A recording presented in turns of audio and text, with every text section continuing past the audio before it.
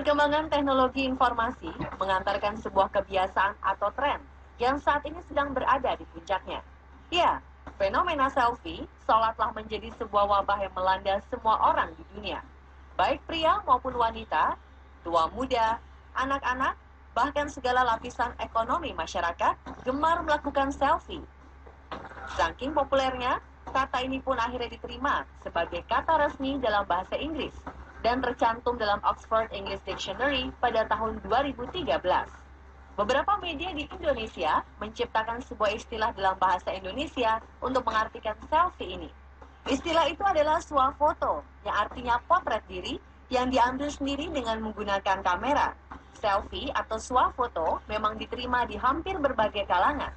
Namun tahukah Anda, ternyata kebiasaan selfie yang berlebihan bisa berdampak buruk kesehatan mental.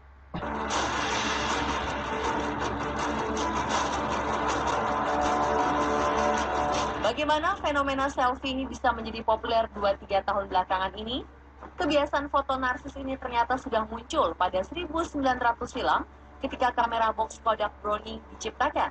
Metode awalnya dilakukan di depan cermin. Putri Kekaisaran Rusia, Anastasia Nikolayevna, tercatat sebagai salah satu orang pertama yang melakukan selfie.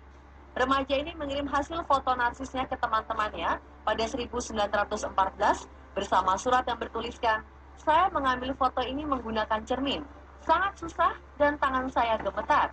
Selain Anastasia, ada beberapa foto selfie yang ditemukan pada dokumentasi keluarga kerajaan-kerajaan Eropa. Mengingat dahulu kegiatan mengambil gambar ini memakan biaya yang mahal, maka hanya para bangsawan saja yang bisa melakukannya. Saat itu foto selfie belum banyak muncul, sangat berbeda dengan kondisi saat ini. Berkembangnya teknologi kamera membuat pengambilan gambar atau momen menjadi semakin mudah. Foto selfie pun mulai bermunculan di beberapa tempat di dunia. Awalnya, foto selfie ini menandakan momen yang sangat bersejarah, seperti yang dilakukan Edwin Buzz Aldrin, seorang astronot yang mengabadikan dirinya dalam penjelajahan pesawat Apollo keluar angkasa. Momen ini menandakan lompatan besar yang dilakukan manusia bisa menjelajahi alam lain selain bumi.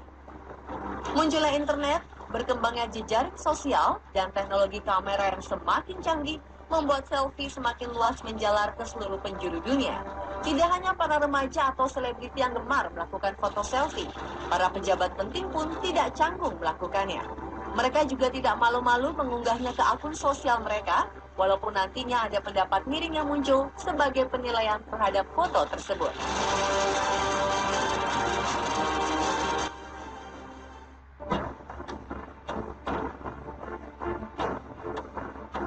Mewabahnya selfie membuat sebagian orang sering melakukan selfie yang berlebihan.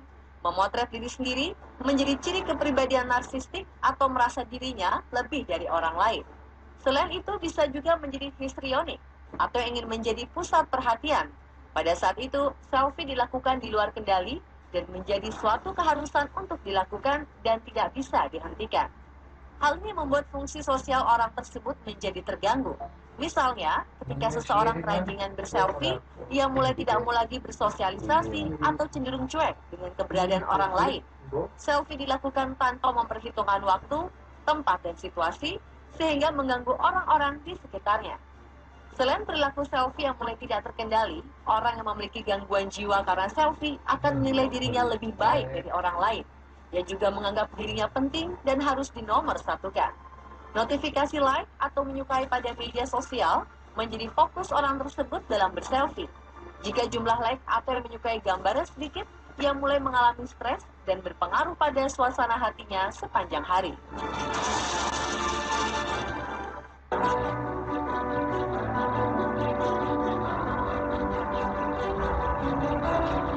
Kini muncul berbagai jenis gangguan jiwa karena selfie. Para ahli psikiater menemukan sedikitnya ada 4 gangguan jiwa, yaitu narsis, adiksi atau kecanduan, body dysmorphic disorder atau tidak nyaman dengan bentuk tubuh sendiri, dan eksibisionis.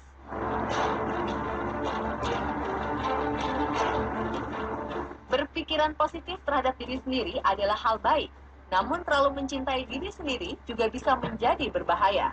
Seorang remaja asal Australia ini contohnya, Kurt Coleman, hampir setiap saat berselfie dan mengunggahnya ke semua akun jejaring sosial pribadinya. Ia mengunggah foto-fotonya sendiri 24 jam dalam sehari. Kurt sendiri mengakui bahwa ia sangat terobsesi dengan dirinya sendiri dan ingin semua orang juga terobsesi padanya. Akun Facebooknya memiliki 287.000 follower, sedangkan akun Instagramnya ada sekitar 185.000 follower. Setiap gambar yang diunggah ke media sosial diikuti dengan kata-kata yang selalu membanggakan diri sendiri. Media Australia menobatkan Kurt sebagai Paris Hilton-nya Australia. Para pakar psikologi menilai remaja ini sudah berada dalam tahap narsis yang berlebihan karena obsesinya terhadap diri sendiri. Baru-baru ini, Kurt terlibat perkelahian dengan seorang pria hingga ia terpaksa masuk rumah sakit. Banyak yang menduga perkelahian itu sebagai respon pada kenarsisannya. Bahkan ketika tubuhnya terbaring di rumah sakit lengkap dengan atribut peralatan medis, Kurt tetap melakukan selfie.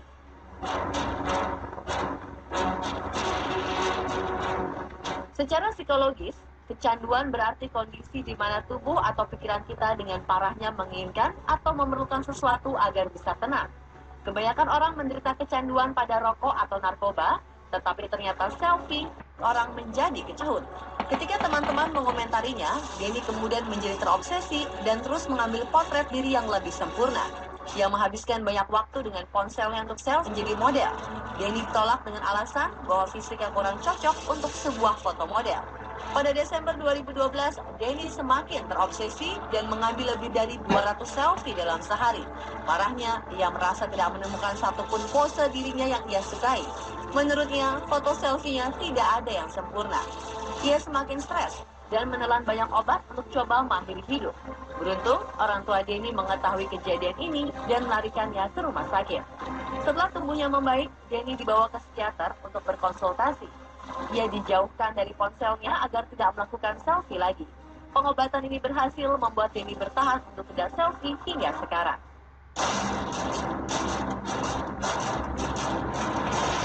Gangguan jiwa lain yang disebabkan oleh selfie berlebihan adalah body dysmorphic disorder. Pada gangguan jiwa ini, penderita merasa tidak puas dengan citra tubuhnya sendiri.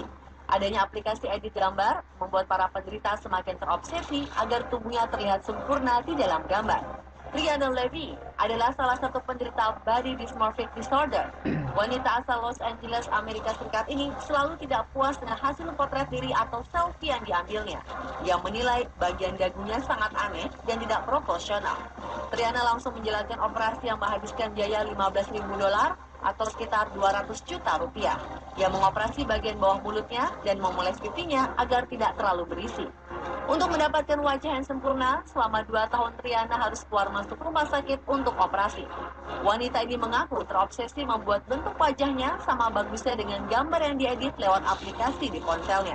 Setelah melakukan beberapa kali operasi, barulah Rihanna merasa puas dengan hasil potret dirinya dan mengunggahnya ke media sosial.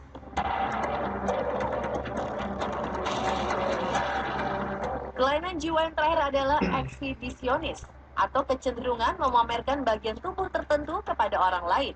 Kelainan ini sudah lama dijumpai, dan ternyata keseringan selfie juga bisa mengakibatkan seseorang menjadi eksibisionis. Pekerja wanita, seorang staf di parlemen Swiss, menjadi salah satu penderita eksibisionis karena selfie. Terlalu bangga dengan kecantikan tubuhnya, ia lupa jika hobi selfie bugilnya ini bisa mengancam pekerjaannya di parlemen. Ia sering memotret tubuhnya tanpa pakaian setiap hari.